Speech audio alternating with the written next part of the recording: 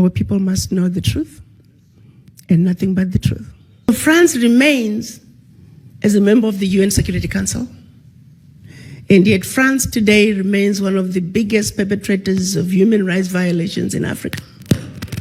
And everybody is giving it, the world is giving it a blind eye. United Nations. It is a body that's supposed to be the watchdog for human rights violations. France remains the biggest risk to peace and security in Africa today, and nobody is talking about it. France did something absolutely deplorable. Made the former colonies, because they still are colonized, sign a document which they called the Pact for the Continuation of Colonization. Dig this.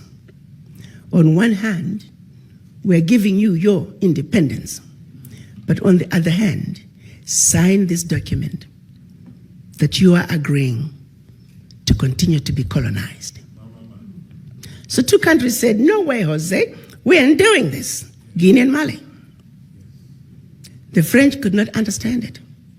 How could an African country dare not want to be affiliated with France?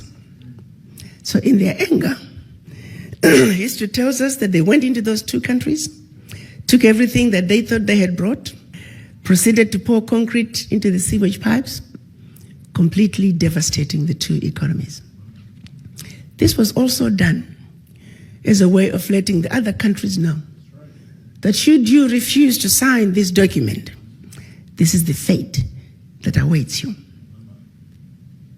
So the rest of the country signed the Pact for the Continuation of Colonization remains in place. What is special about this? The Pact for the Continuation of Colonization said, 1, you shall deposit 85% of your bank reserves with the French Central Bank under the control of the French Minister of Finance. The French government will take all your monies, collectively invest your monies in the French stock market under the French name. And you don't have to know what the returns are. Should you wish to access some of your money, keep in mind that countries are now left with only 15% of their reserves. You have to submit your country's financial report, and if approved, you get to access up to 20% of your deposits from the previous year as a loan at commercial interest rates. I'm going to repeat that. Should you want to access some of your own money, you have to submit your own country's financial report. And if approved, you get it as a loan at commercial interest rate. So you go from having a humongous credit with France to now owing France for borrowing your own money, a loan that you'll never be able to finish paying. They also said, all your minerals discovered and yet to be discovered, French companies have the first right of refusal. You go to those countries today, all major contracts,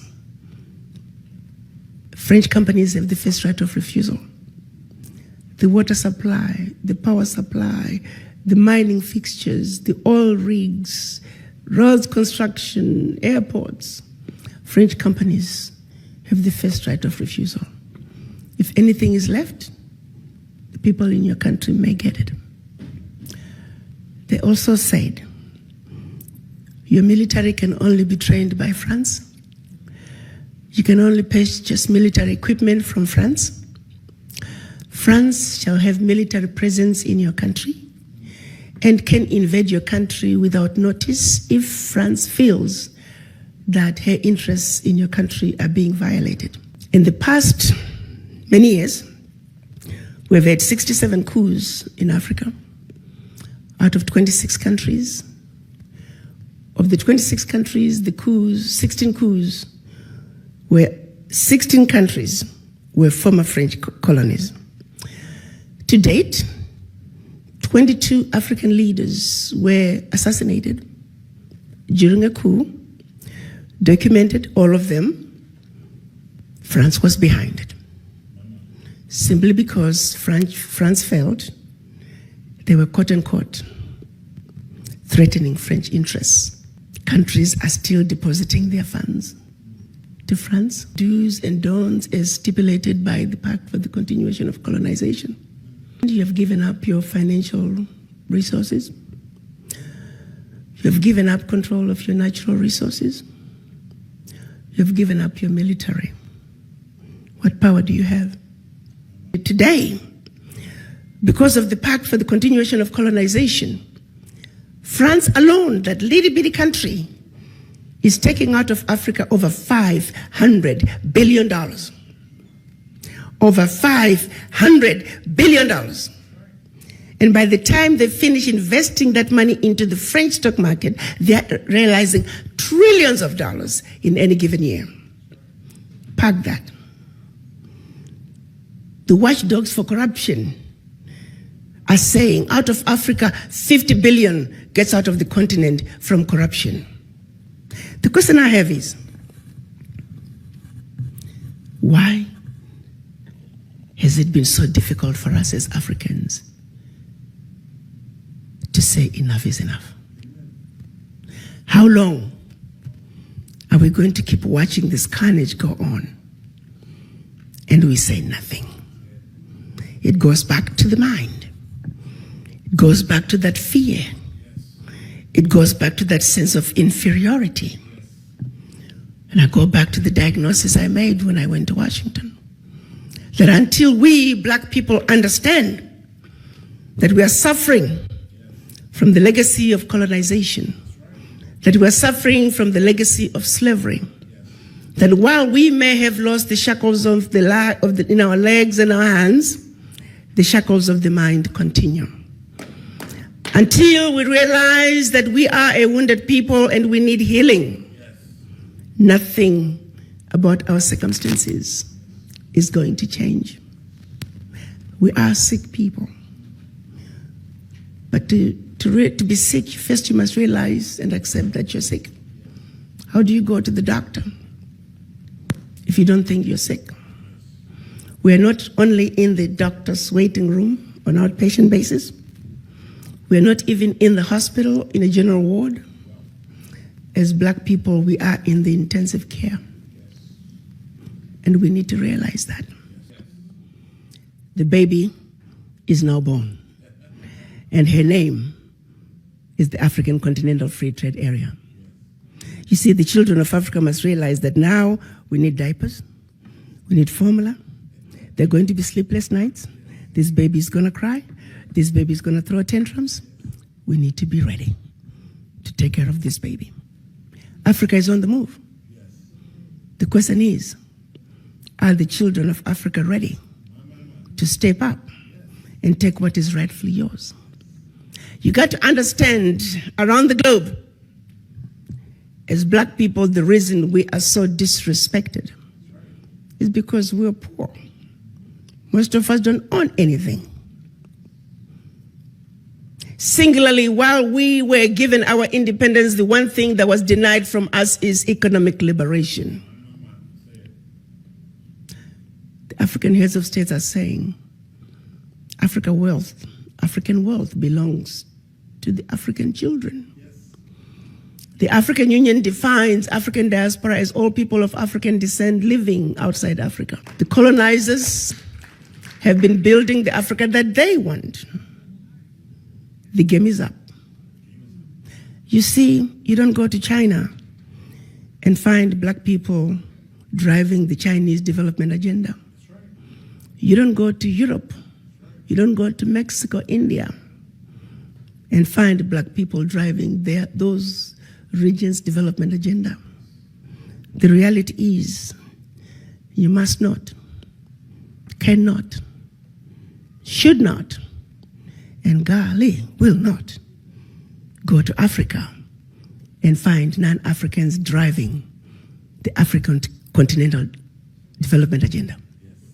Unless, of course, you, the children of Africa, the inheritors of Africa's wealth, choose to vacate that place that has your name, the choice is yours. The environment is ready.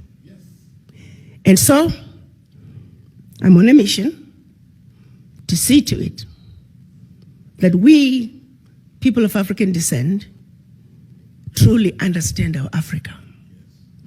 Truly realize that we have been lied to, but that we're smart enough to know better.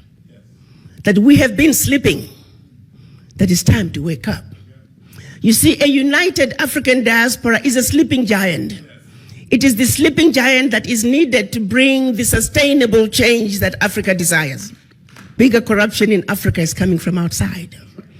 Try flying low over the DRC. You're gonna see tarmacs in the middle of the jungle. You're gonna see 747s flying into the DRC, picking up minerals and flying right outside the country. Do you think those multinationals are going to wanna see peace in the DRC? Do you think they're going to wanna see peace in South Sudan? No. A stable Africa is an Africa that cannot be exploited. So they will see to it that there will never be peace in Africa by any means necessary, unless you come to the table and do something about it. For a continent that doesn't have a single gun manufacturing company, we simply have endless supply of guns. How? How is this okay that Africa continues to be exploited? And how is it okay that the world has watched as France is taking cold, hard cash out of Africa? How is this okay? I want to know. United Nations, answer that. Secretary General Guterres, answer that. When you all meet every year in New York, what are you talking about? That is our reality. No more shall we continue to be ignorant. Our eyes are open. We know our Africa. We are going to reconnect with our roots.